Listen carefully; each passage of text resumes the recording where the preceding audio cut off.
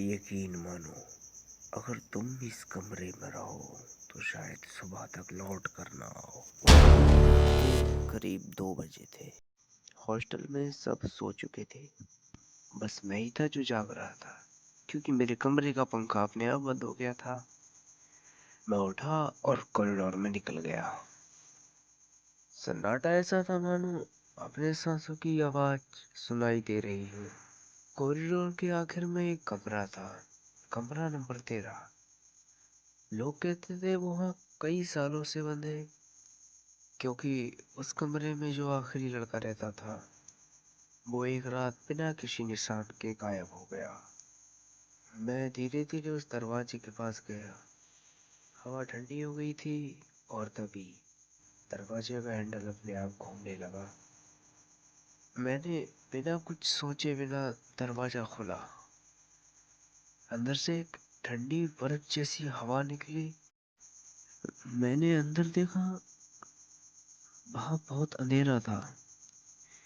कमरे में एक कुर्सी रखी थी जो अपने आप हिल रही थी।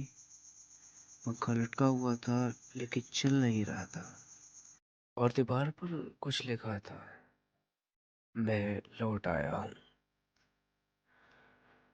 और ये शब्द खून से लिखे हुए थे। मैं डरते डरते कमरे के बीच पहुंचा। तभी मेरी नजर कोने में लगे आईने पर पड़ी। आईना पुराना था और टूटा हुआ भी, पर उसमें मेरा चेहरा साफ दिखाई दे रहा था। मैंने गौर से देखा, आईने में मेरा चेहरा मुस्कुरा भी रहा था, लेकिन मैं नहीं मुस्कुरा रहा था। उस पल मेरे रोंगटे खड़े हो गए। आईने में मेरा प्रतिबिंब धीरे धीरे आगे बढ़ रहा था, और फिर वो आईने से बाहर निकल आया। वो बिल्कुल मेरी ही तरह था, बस उसकी आंखें लाल थी और चेहरा बेरहम। मैं डर के मारे पीछे हटा और गिर गया।